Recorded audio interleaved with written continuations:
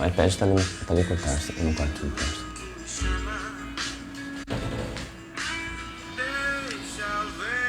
Boa noite, pessoal.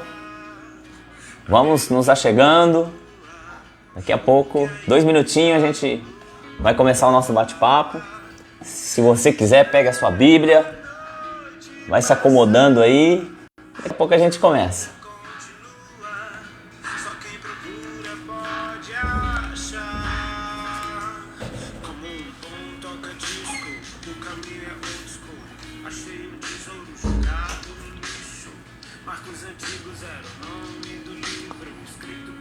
Esse touch aqui tá meio esquisito, né? Esse touch aqui tá meio esquisito. Você tem que virar meio de ladinho assim, ó.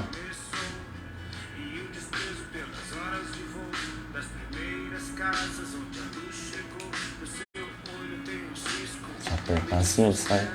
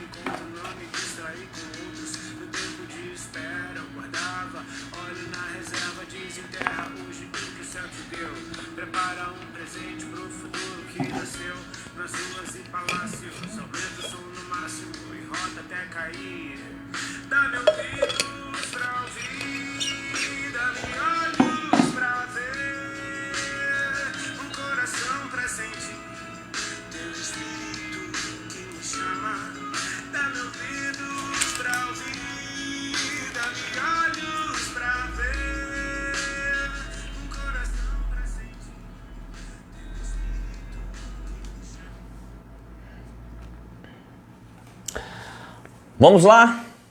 Boa noite, que a paz do Senhor Jesus esteja sobre a sua vida, sobre a sua casa, sobre a sua família. Vamos orar, colocar esse tempo diante do Senhor, pedir a direção do Espírito Santo, que nesse tempo que vamos passar aqui, o Espírito Santo possa estar falando ao seu coração, aos nossos corações. Vamos orar? Senhor, obrigado por esse dia de vida que o Senhor nos concedeu, obrigado porque nós temos o privilégio, Deus, nesse tempo de falar sobre assuntos concernentes à Tua Palavra. Eu clamo que a mão poderosa do Senhor esteja sendo colocada sobre cada lar, cada família, cada casa, cada vida, cada um que está nos acompanhando, que o Teu Espírito Santo traga o entendimento, o discernimento e possa estar revelando os segredos da Tua Palavra, Pai. Que seja um tempo bom, um tempo de edificação, um tempo de ensino e que o Teu nome continue a ser glorificado através das nossas vidas. Visita cada lar, traz a Tua paz, aonde há aflição, que o Senhor traga a calmaria, aonde há preocupação, que o Senhor possa estar consolando, confortando e trazendo esperança, aonde há desespero, que o Senhor traga o Teu amor, Deus, sobre cada coração. Deus, aonde existir uma pessoa enferma, que a cura do Senhor possa alcançar essa pessoa agora, em nome de Jesus. Visita, Deus, visita os Teus filhos, visita, Deus, aqueles que estão em algum hospital, em algum leito, em coma, em UTI. Por favor, meu Pai, libera o Teu milagre, libera a Tua cura, esteja trazendo a Tua cura sobre cada vida. Obrigado porque até aqui o Senhor tem nos sustentado, o Senhor tem nos abençoado e nós convidamos o Senhor para que esse curto espaço de tempo que vamos ficar aqui, o Senhor esteja presente. Não apenas aqui, na minha vida, mas na vida de cada um, porque o Senhor é um Deus onipresente. O Senhor está em todos os lugares e eu clamo que o Senhor esteja visitando cada casa, cada lar. No nome de Jesus, abençoando as vidas e as famílias, para que o Teu nome seja glorificado, Pai. Em nome de Jesus nós oramos, agradecidos ao Senhor. Amém e amém. Amém? Veja só, eu gostaria de falar hoje sobre algo bem interessante que tem me ensinado muito nesses últimos dias. Conforme você vai mergulhando na palavra de Deus, ela é muito profunda, né? Como eu sempre costumo dizer, você pode até vencer a palavra de Deus na sua extensão. São 66 livros. Mas dificilmente você vai vencer a palavra de Deus na sua profundidade. Ela é muito profunda, tem ensinos sobrenaturais, coisas extraordinárias. E eu lendo esses dias, o Espírito Santo me trouxe à mente uma meditação que eu compartilhei há um tempo atrás, se eu não me engano, em uma escola bíblica, né, na igreja. E conforme o Espírito Santo foi trazendo, eu fui lendo alguns textos e eu gostaria de compartilhar aqui como que às vezes nós desconhecemos o nosso coração. Como que às vezes nós temos alguns comportamentos que lá na frente, analisando, a gente olha para trás e fala, meu Deus, como que eu pude fazer isso? Eu coloquei um subtítulo aqui, 2 personalidades dentro de nós.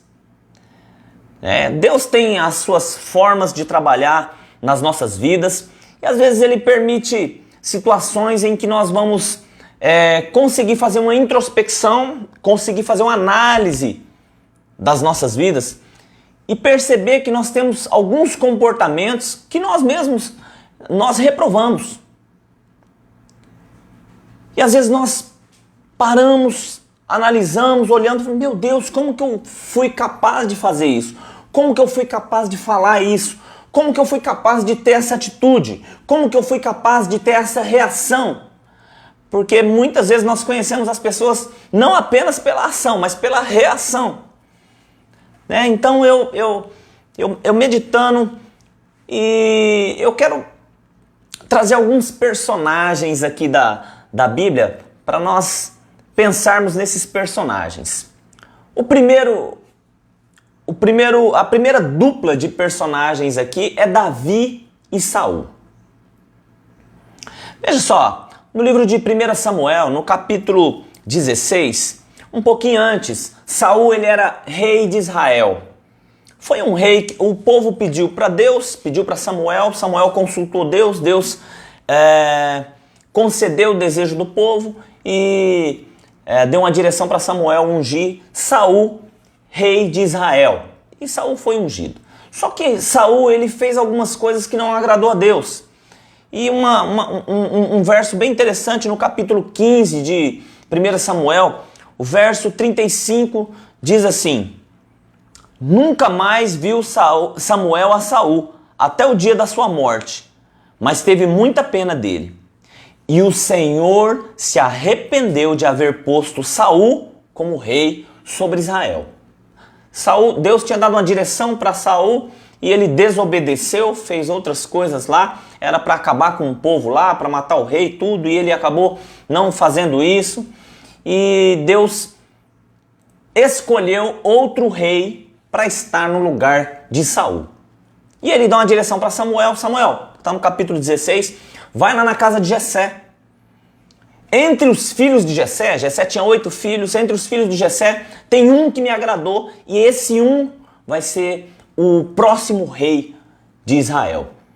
E é interessante essa passagem pelo seguinte, porque quando Deus fala para Samuel para ungir o rei, Saul ainda era rei. E Samuel ele fica meio que assustado e ele fala o seguinte, 1 Samuel capítulo 16, verso 2, diz assim, disse porém Samuel, como irei eu? Ouvindo-o Saul, me matará. Disse o Senhor, toma contigo um novilho e dize, vim para sacrificar ao Senhor. Ou seja, Saul ainda era rei. Se Samuel, como sacerdote, sai para ungir um outro rei, se Saul fica sabendo, naturalmente ele ia mandar matar Samuel. E Deus fala, não, você pega o novilho e fala que você vai lá para sacrificar. O que não era mentira, porque ele sacrificou, mas dentro desse trabalho que ele fez lá na casa de Jessé, ele unge Davi, o próximo rei de Israel. Ou seja, nós temos aqui, só para a gente entender, Saul, que era o rei ungido por Samuel e que estava reinando, e agora nós temos Davi, que também foi ungido rei. Ou seja, nós temos dois reis do mesmo povo ao mesmo tempo. Um exercendo o reinado e o outro não. Temos dois reis ungidos sobre a mesma nação ao mesmo tempo. O que nós aprendemos com isso daí? Quando Deus ele quer trabalhar e quer nos ensinar algumas coisas, veja só, Deus ele tem uma forma diferente de nos ensinar. E aqui ele não permitiu que fosse escrito isso na Bíblia, que aconteceu literalmente, mas apenas para nós olharmos e identificarmos Saul como rei, Davi como rei. Nós temos que trazer isso para um entendimento espiritual para as nossas vidas. O que significa dois reis reinando sobre a mesma nação ao mesmo tempo? Temos que analisar o comportamento dessas pessoas. Como que era o comportamento de Saul e como que era o comportamento de Davi. E com base nisso, trazermos para as nossas vidas, e o que Deus quer nos ensinar? Às vezes, nós temos o comportamento de Saul e às vezes nós temos o comportamento de Davi. Deus quer nos ensinar que em nós existe uma natureza adâmica, carnal, pecaminosa. E depois que nós temos um encontro com Cristo, que nós nascemos de novo, nós passamos a ter uma natureza agora de Cristo. Uma nova natureza, uma nova vida, na mesma pessoa.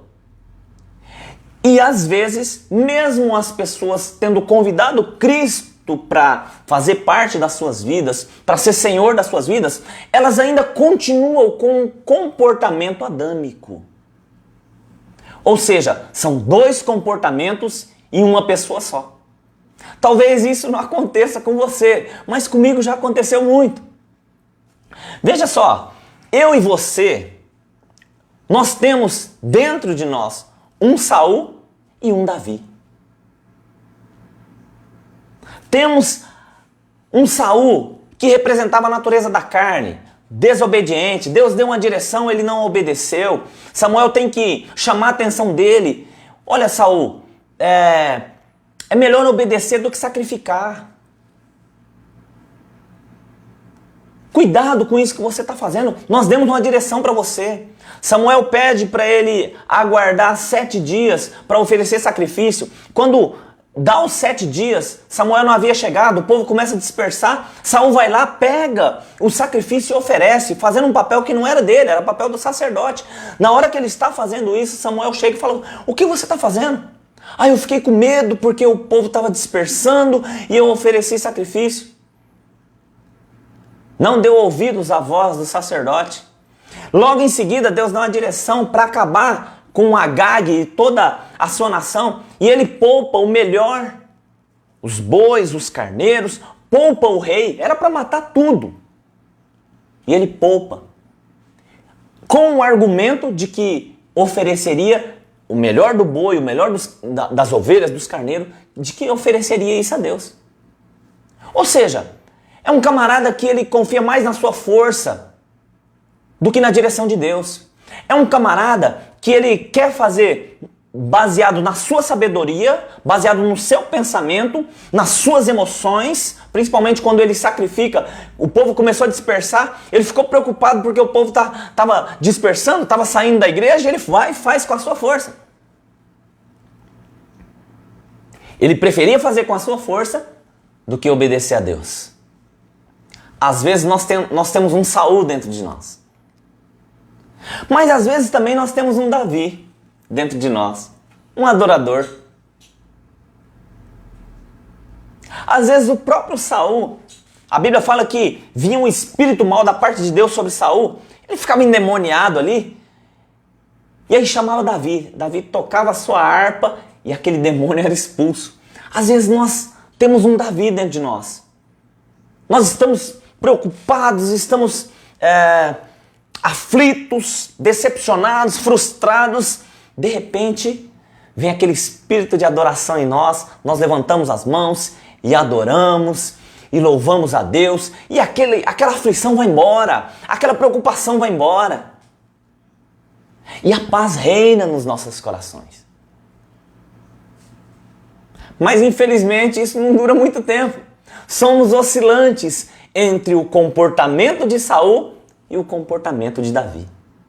Temos duas, entre aspas, tá? Duas personalidades dentro de nós.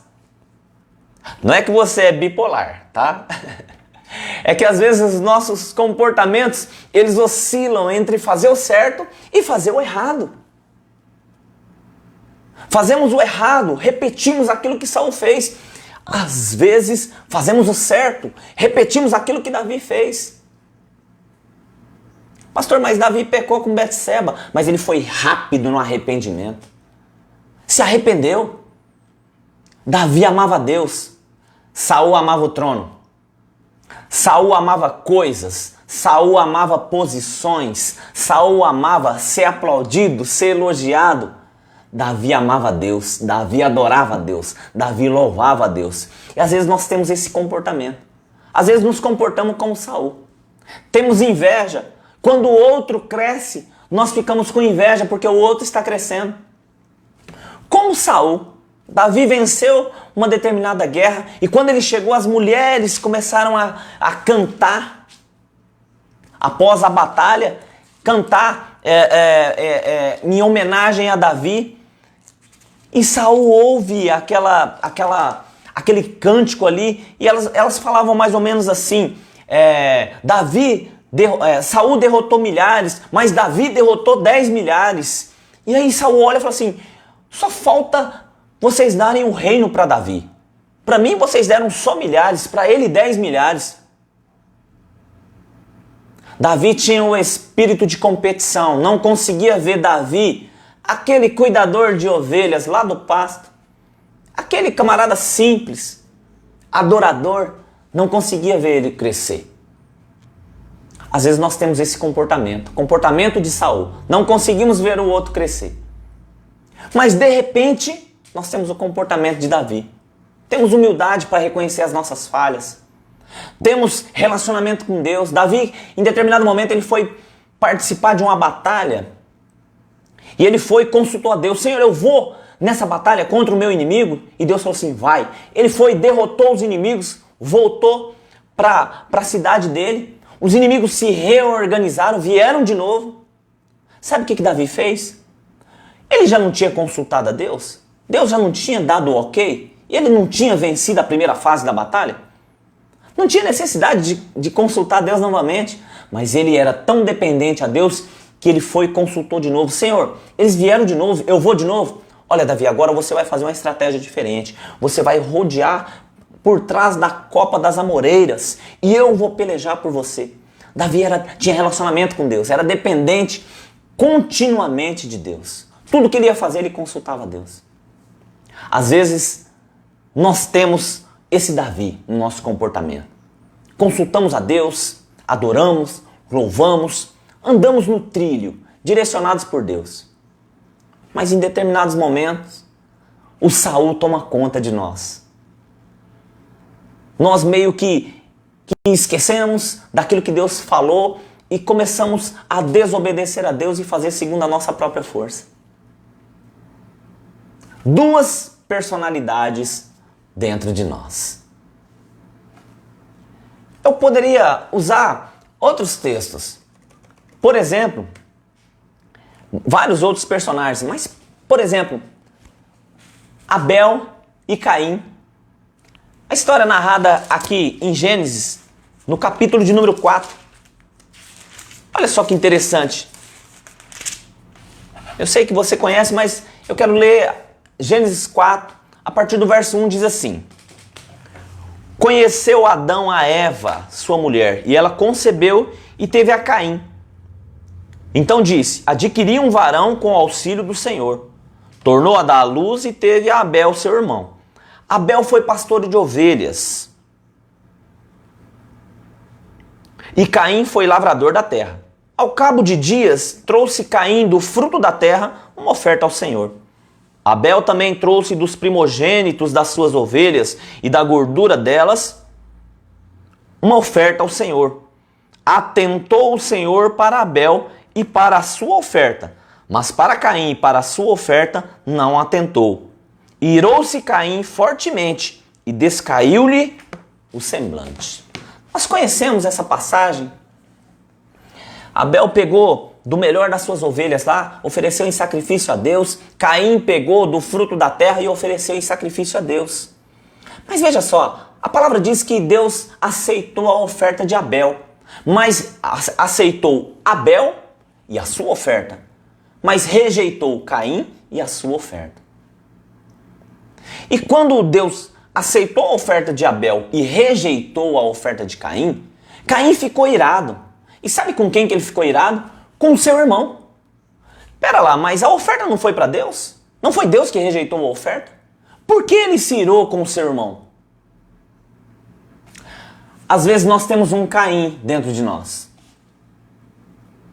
Nós queremos oferecer o melhor para Deus, mas o que nós entregamos para Deus, na verdade, é a sobra. Não é fruto de uma adoração genuína. É uma oferta baseada na carne, fruto da terra. O homem foi feito do pó da terra, carne, pó da terra. O que ele ofereceu foi fruto da carne. Não é do espírito. Não foi em espírito e em verdade. E às vezes nós oferecemos isso a Deus, como Caim. Oferecemos o que sobra. Oferecemos o resto. Estamos tão preocupados com os nossos problemas, com problemas conjugais, com problemas com filhos, com esposa, com marido, com trabalho, com dinheiro, com uma série de situações, com patrão. Estamos com problemas familiares que nós chegamos a Deus e oferecemos o resto. Quando deveria ser a prioridade. Quando deveríamos oferecer a Deus as nossas primícias, em primeiro lugar. Às vezes somos como Caim, que por o seu irmão oferecer o melhor, ele se irou contra o seu irmão. Abel não fez nada. Ele só ofereceu o melhor a Deus. Ele só adorou a Deus em espírito e em verdade. E isso incomodou Caim. Às vezes as pessoas estão adorando a Deus e isso está nos incomodando. Porque nós não estamos fazendo em espírito e em verdade. E o fato da outra pessoa fazer em verdade, em espírito e em verdade, isso nos incomoda. Às vezes o Caim dentro de nós, ele mostra as suas garras. Mas às vezes nós somos batizados por uma crise de humildade e de repente aparece Abel. E aí nós nos arrependemos, nós alinhamos a nossa vida com Deus e aí a gente oferece para Deus o nosso melhor. Adoramos a Deus em espírito e em verdade. Abrimos a nossa boca para falar aquilo que vem do nosso coração e não palavras repetitivas e vãs. Às vezes somos como Abel, que ofereceu a prioridade, o melhor das suas ovelhas, o melhor que ele tinha. Somos oscilantes. Às vezes nos parecemos como Caim. E às vezes nos parecemos como Abel. Às vezes oferecemos o fruto da carne a Deus. Às vezes oferecemos aquilo que é prioridade, fruto do Espírito a Deus. Enquanto eu tomo um pouco de água aqui, eu quero pedir para você compartilhar essa live com uns 2, 3, 4 amigos. Compartilhe aí para que mais pessoas possam estar recebendo a palavra de Deus. Compartilhe aí com uns 2 ou 3, enquanto eu tomo um pouco de água aqui.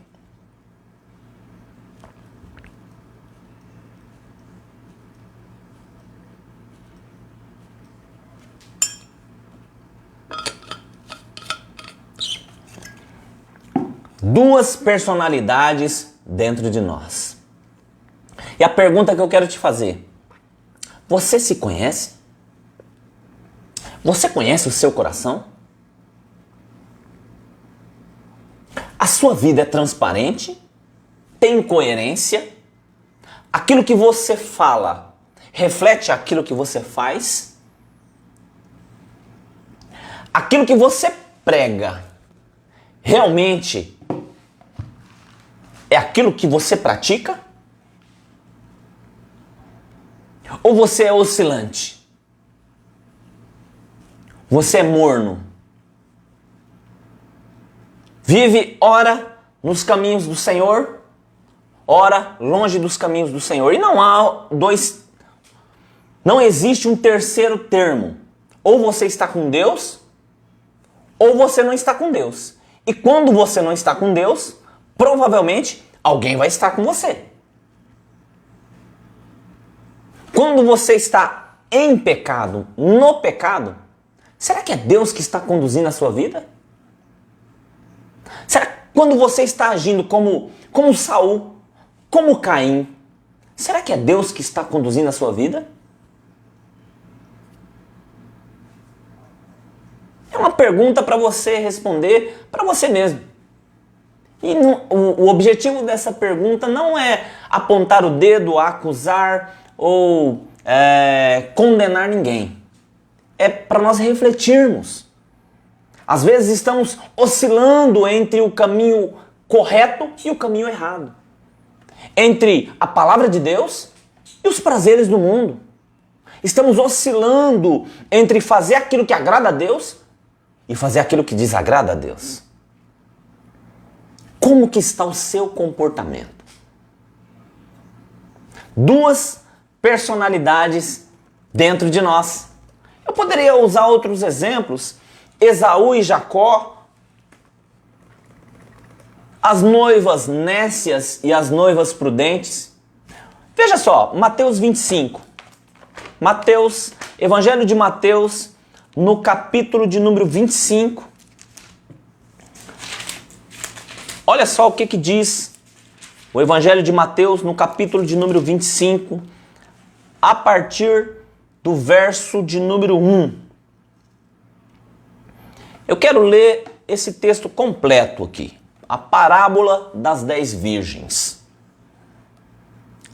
Para nós entendermos. Veja só. Jesus falando. Aqui é Jesus falando. Em determinado momento, Mateus foi escrito, dirigido para os judeus. Perdão. Olha só o que diz. Mateus, Evangelho de Mateus, capítulo de número 25, a partir do verso 1, diz assim. Então o reino do céu será semelhante a 10 virgens, que, pegando as suas lâmpadas, saíram ao encontro do noivo. 5 eram insensatas, 5 prudentes. Ou nécias e loucas. As insensatas, ao pegarem as suas lâmpadas, não levaram azeite consigo. As prudentes, porém, levaram azeite em suas vasilhas com as suas lâmpadas. Demorou o noivo a chegar. Todas elas ficaram com sono e dormiram. À meia-noite, porém, ouviu-se um grito. Aí vem o noivo, saía ao seu encontro. Então todas aquelas virgens se levantaram e prepararam as suas lâmpadas. E as insensatas disseram às prudentes: dai-nos do vosso azeite, as nossas lâmpadas se apagam. As prudentes, porém, responderam: não seja o caso que nos falte a nós e a vós. Ide antes aos que o vendem e comprai-o. E tendo elas ido comprá-lo, chegou o noivo. As virgens que estavam preparadas entraram com ele para o banquete de casamento e fechou-se a porta. Mais tarde chegaram também as outras virgens dizendo: Senhor, Senhor, abre-nos a porta. Ele, porém, respondeu: em verdade vos digo que não vos conheço. Portanto, vigiai, porque não sabeis o dia nem a hora em que o Filho do Homem há de vir. Eita glória! Às vezes nós agimos como essas noivas imprudentes, ou insensatas, ou nécias. Às vezes nós temos a lâmpada, mas não preservamos o azeite. O azeite era usado naquela época, tinha várias funções. Era usado para ungir, era usado para para tratar alguns ferimentos, e era usado também como uma espécie de combustível, como se fosse aquelas lamparinas antigas que eu lembro que meu avô, ele tinha uma lamparina que ele usava querosene para manter ela acesa. Naquela época eles usavam azeite para manter as lâmpadas acesas. Era um tipo de combustível ali para manter acesa a lâmpada. Só que as insensatas, elas pegaram as lâmpadas, mas não trouxeram azeite suficiente. As prudentes pegaram as suas lâmpadas e trouxeram azeite suficiente. Ou seja, quando apagasse a lâmpada, elas colocariam mais azeite e manteria ali a chama, essa luz acesa. A luz acesa. Às vezes somos como essas noivas insensatas. Temos a luz do Espírito Santo, mas não estamos mantendo ela acesa.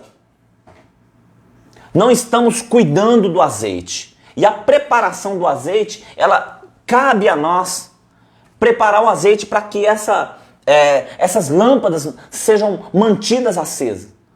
O azeite é uma tipificação da presença do Espírito Santo nas nossas vidas. Temos que cultivar isso, temos que valorizar isso, temos que preparar as nossas vidas auxiliados pelo Espírito Santo, convidar Ele para fazer parte das nossas vidas.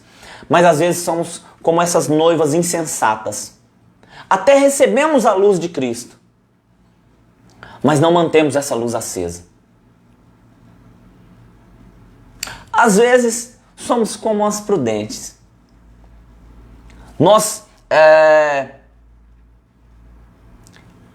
convidamos o Espírito Santo para fazer parte da nossa vida e nós, de alguma forma, nós conseguimos manter esse azeite, preparar esse azeite, cultivar esse relacionamento com o Espírito Santo para que a chama permaneça acesa. E o texto é muito claro.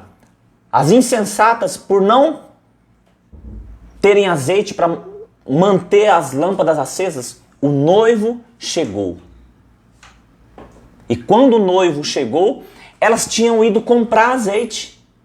E as 5 prudentes, as 5 noivas sensatas que tinham guardado o azeite, que tinham cultivado a presença do Espírito Santo, que tinham mantido a lâmpada acesa, ela entrou para as bodas. Elas entraram para o banquete. É o que diz o texto. Verso de número 10. E tendo elas ido comprar, chegou o noivo. As virgens que estavam preparadas entraram com ele para o banquete de casamento. As noivas prudentes entraram para o casamento. As noivas imprudentes, insensatas, ficaram para fora. E aqui nós sabemos que a tipificação aqui, a analogia que Jesus está usando aqui, é um noivo, Jesus, para uma noiva, a igreja. E dentro dessa noiva existem as nécias e existem as prudentes. Às vezes nós somos aquela noiva prudente que cultivamos a presença do Espírito Santo, mas às vezes também somos as nécias que abandonamos a palavra por qualquer probleminha, abandonamos a presença de Deus por qualquer frustração, abandonamos, não cultivamos a presença do Espírito Santo por qualquer desavença, por qualquer decepção. Não cultivamos a presença do Espírito Santo nas nossas vidas. Não temos azeite. Somos como essas noivas insensatas, que não tinham azeite para manter a chama acesa. Às vezes somos como uma noiva prudente. Temos uma vida de meditação na palavra. Temos uma vida de oração. Temos uma vida de alinhamento com Deus. Abandonamos o pecado. Abandonamos as más companhias, porque as más companhias corrompem os bons costumes. Abandonamos a mesa dos escarnecedores. Resolvemos levar uma vida íntegra, uma vida de valores e princípios. Somos como as noivas prudentes e vamos participar da boda do Cordeiro. Duas personalidades dentro de nós. Como você tem se comportado nesses últimos dias? E o noivo está à porta. Daqui a pouco a trombeta vai tocar, os céus vão se abrir e o noivo vai vir buscar a noiva. Duas personalidades dentro de nós. Quando o noivo chegar, qual personalidade vai prevalecer na sua vida? Das noivas nécias ou das noivas prudentes? Das noivas loucas, insensatas, que não conseguiram preservar a presença do Espírito Santo, ou das noivas prudentes? Das noivas sábias, que mantiveram um relacionamento com o Espírito Santo, que cultivaram uma vida de valores, princípios baseados na palavra de Deus. Qual personalidade na sua vida vai estar em evidência quando o noivo vier buscar a noiva para as bodas do Cordeiro? Veja só, Deus trabalha nas nossas vidas através de processos. E por mais que você não perceba isso na sua vida, e aqui eu não estou querendo entrar numa área psicológica ou de psiquiatria, não é nada disso, é para você analisar o seu comportamento. Às vezes você tem um comportamento baseado em Adão, um comportamento na carne, pecaminoso. Você precisa entender que se você nasceu de novo, você é uma nova criatura, você precisa ter um comportamento baseado em Cristo, uma nova criatura. Se você convidou Jesus para fazer parte da sua vida, o seu comportamento, Filipenses diz, tende em vós o mesmo sentimento que houve em Cristo Jesus. Sentimento de humildade, mas sentimento de entrega, sentimento de generosidade, sentimento de servidão, sentimento de agradar ao Pai, sentimento de abandonar o pecado. Aliás, ele não cometeu pecado. Como tem sido o nosso comportamento? Qual personalidade tem prevalecido na minha e na sua vida? Deus, às vezes, Ele permite alguns processos nas nossas vidas, processos de tratamento, para mostrar para nós quem nós realmente somos. Para mostrar para nós que nós somos descendência de Adão. E Ele permite esses processos para que essa descendência, esse comportamento venha para fora. Mas não para envergonhar, não para aparecer para as pessoas e nos constranger, não. Para que nós mesmos consigamos enxergar esse tipo de comportamento em nós e que nós abandonemos esse tipo de comportamento. Comportamento carnal. Comportamento pecaminoso. Deus permite para que isso venha para fora, para que apareça, para que se revele, para que possa haver uma cura, uma libertação. Às vezes as pessoas negam, não, eu não sou assim, pastor, eu não sou assim. Deus permite alguns processos que vai mostrar se você é assim ou não. Se você precisa de uma transformação ou não. Porque dura coisa é lidar com uma pessoa que tem duas caras. Que tem uma capa. Que tem uma máscara. A máscara está em evidência agora, né? Como diz o pastor Luiz Hermínio, nós já estávamos de máscara. Agora só evidenciou. Duas facetas. É duro lidar com pessoas que têm duas facetas. Que na sua frente é uma coisa, mas por trás é outra. Que na sua frente é um Abel, mas por trás é um Caim. Que na sua frente é uma noiva prudente, mas por trás é uma noiva insensata. Que na sua frente é um Davi, mas que por trás é um Saul. Que usa uma capa. Que se mostra agradável, bonzinho, mas no fundo só está representando um personagem. No fundo, é uma pessoa manipuladora, é uma pessoa carente, é uma pessoa com complexo de inferioridade, como Saul era, que quer ser sempre o centro das atenções.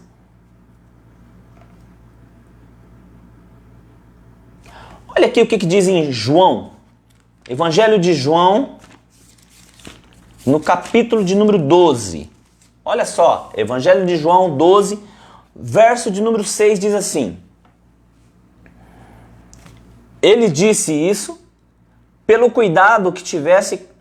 Ele disse isso não pelo cuidado que tivesse com os pobres, mas porque era ladrão, tendo a bolsa de dinheiro, tirava o que nela se lançava. Jesus, em determinado momento, ele chegou em Betânia e ele vai na casa onde vivia Lázaro com as irmãs, e em determinado momento que Jesus estava ali, Maria, que era irmã de Lázaro, ela tomou um vaso de um perfume muito caro. E ela quebrou aquele perfume, ungiu Jesus, né? Você pode, depois você lê lá no Evangelho de João, no capítulo 12, e o texto fala que era tomou 1 libra de um nardo puro, um perfume muito caro, ungiu os pés de Jesus e os enxugou com os seus cabelos. E toda a casa se encheu com a fragrância do perfume. Maria ungiu Jesus, pegou ela não se importou com o valor daquele perfume caro, porque ela sabia que para Jesus tinha que ser o melhor. Ela era uma adoradora e ela ungiu os pés de Jesus. Algumas situações Deus permite para revelar quem nós verdadeiramente somos. Nesse momento, Judas reclamou. Onde já se viu pegar um perfume caro desse? Por que não se vendeu esse perfume por 300 denários e não se deu aos pobres? Será que ele estava preocupado com os pobres? O texto é bem claro. Ele disse isso não pelo cuidado que tivesse com os pobres, mas porque era ladrão. Tendo a bolsa de dinheiro, tirava o que nela se lançava. Tinha dupla personalidade, Judas. Um comportamento que aparentemente até parecia bonzinho, até parecia crente. Mas a motivação do coração era outra. Às vezes Deus permite algumas situações nas nossas vidas para que seja revelada a motivação dos nossos corações. Às vezes Deus vai permitir você perder alguma coisa para saber o que realmente está no seu coração. Às vezes Deus vai permitir você passar por uma situação muito delicada para saber o que realmente está no seu coração. Às vezes Deus vai permitir você ser envergonhado para saber o que realmente está no seu coração.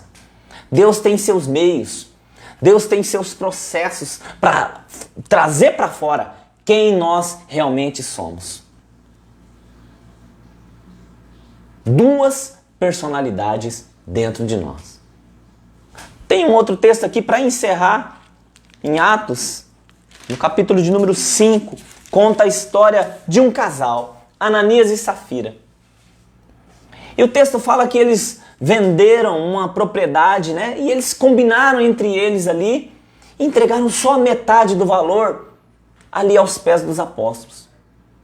Mas veja só, por que eles fizeram isso? Porque antes, um camarada chamado Barnabé, ele vendeu as suas propriedades e entregou tudo ali aos pés dos apóstolos. E aqui eu não posso afirmar, é lógico, não sou leviano para isso, com 100% de segurança, falar que eles queriam ser reconhecidos. O problema é o seguinte, o problema é que eles tentaram manipular. Talvez para aparecer, talvez para ser elogiados, talvez para para ganhar status em meio aos apóstolos. Só que quando existe manipulação, onde a presença de Deus é viva, essa manipulação aparece. Quando eles chegaram para entregar a oferta, primeiro chegou o marido, Ananias, para entregar.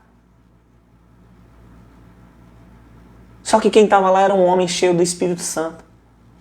Um homem que tinha relacionamento íntimo com Deus. Pedro.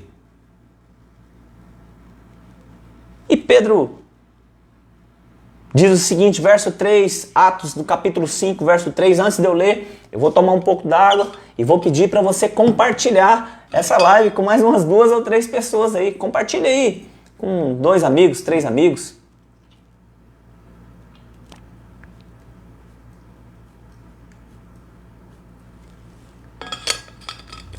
Minha amiga Helaininha, que compartilha com o pessoal lá de Rio Preto, com as amigas.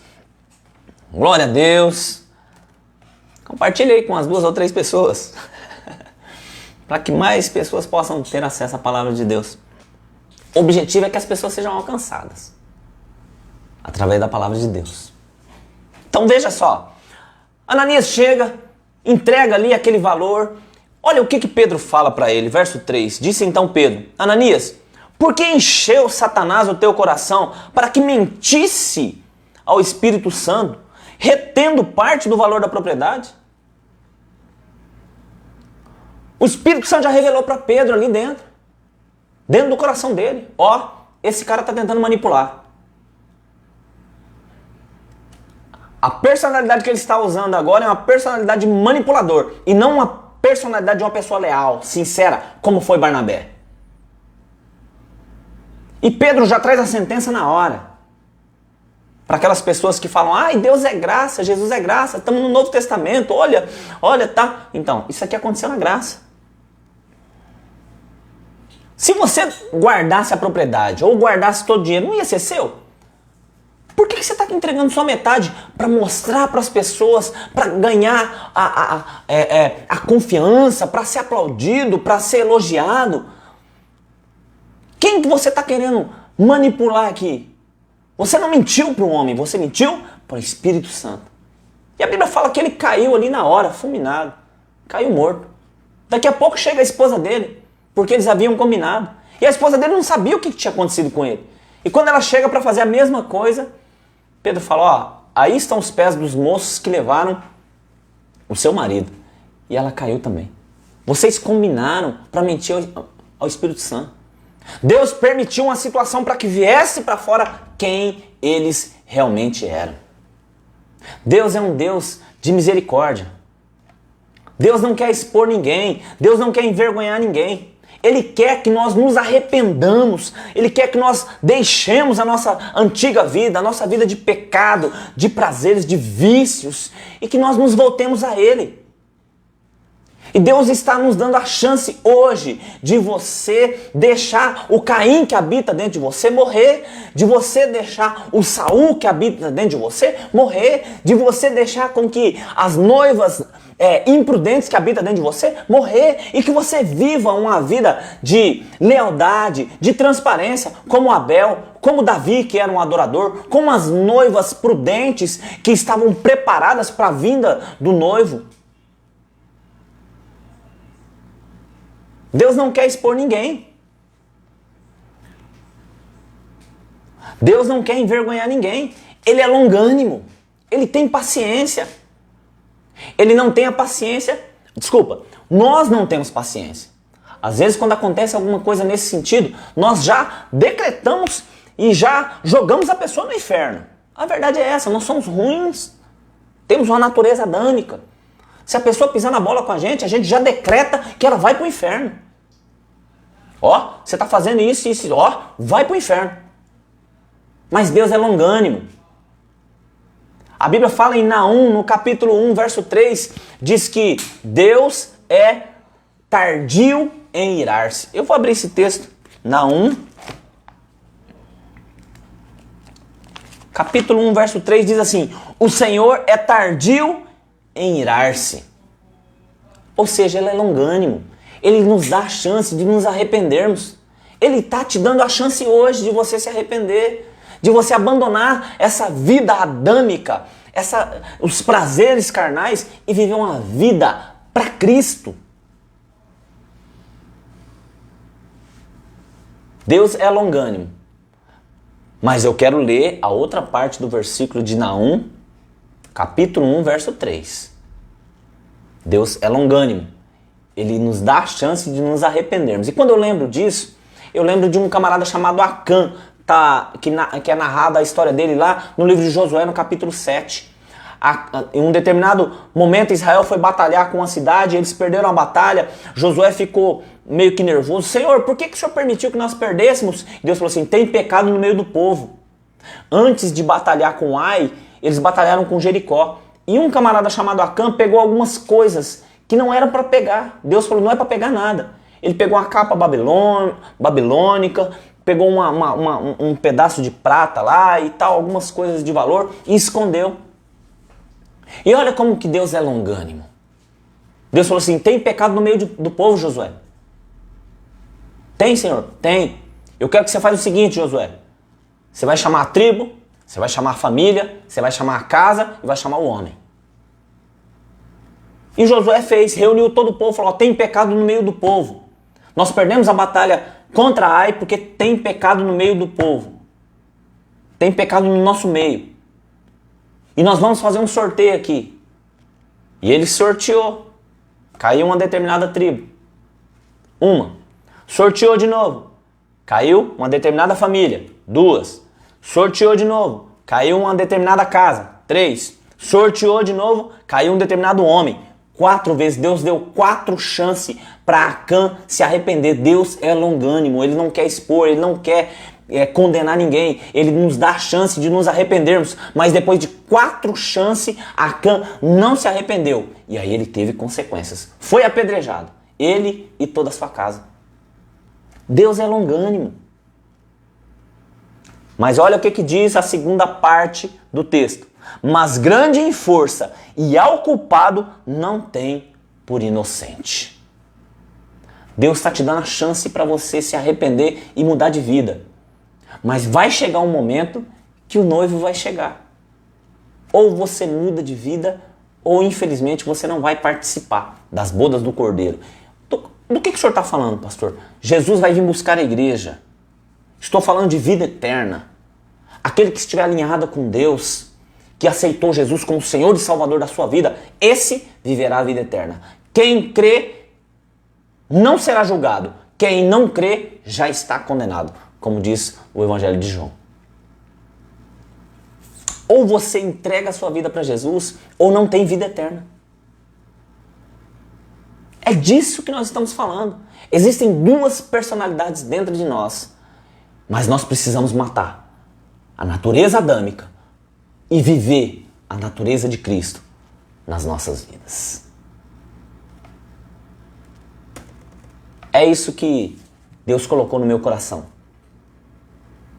Que Deus possa completar através do Espírito Santo aquilo que eu não consegui transmitir. Mas analise a sua vida. Analise a sua vida. É tempo de entregarmos a nossa vida a Jesus. É tempo de nos rendermos a Ele.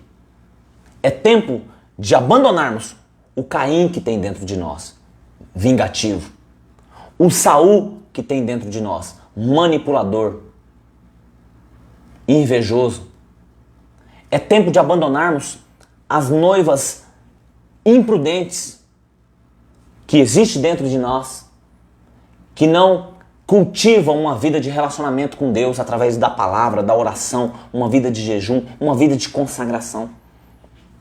É tempo de abandonarmos o Judas que tem dentro de nós, que por fora até parece bonzinho, mas por dentro tem motivações obscuras.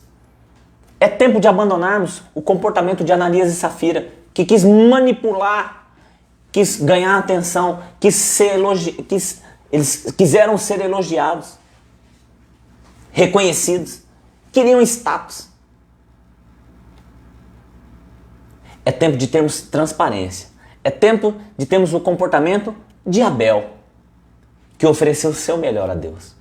É tempo de termos o comportamento de Davi, que era um verdadeiro adorador. Era rápido no arrependimento. Pecava, mas se arrependia rapidamente. É tempo de sermos como as noivas prudentes, que cultivam um relacionamento com Deus e têm a convicção da vida eterna. Que Deus abençoe a sua vida. Que você faça uma decisão hoje de entregar sua vida para Cristo e viver eternamente com Ele. Passar a eternidade com Ele. Amém? Nós vamos orar por algumas pessoas aqui que pediram oração. O Guilherme, ele pede oração para a Dona Alice e o seu filho Márcio. A Dona Alice está há 2 semanas internada devido a uma complicação do Covid. Amém. Vamos orar a Dona Alice e o Márcio. Eu acho que é o Marcinho, tio da Duda, e a Dona Alice é a avó da Duda, se eu não me engano, eu acho que é. Depois o Guilherme confirma pra gente aí se é isso mesmo. Vamos orar.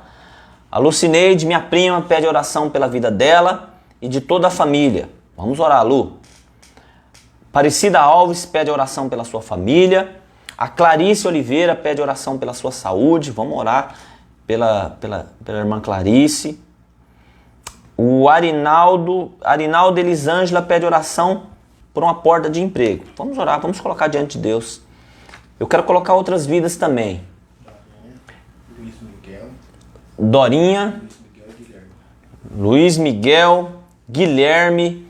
Eu quero colocar também a vida do Edmilson, meu amigo lá de Campinas, o Enzo, o filho dele, a esposa dele, o Beto e a Márcia que estão lá no Japão, o Paulo e o Isaías que também estão no Japão, o Elvis, a Tati, a Sofia e o Nicolas que estão lá em Portugal, Fabinha Adai, o Francisco, o Chicão e o Demétrio que também estão no Portugal, o Alan que está lá em Costa Rica, meu primo, a família dele, o Juninho que está em Rio Preto com a família dele,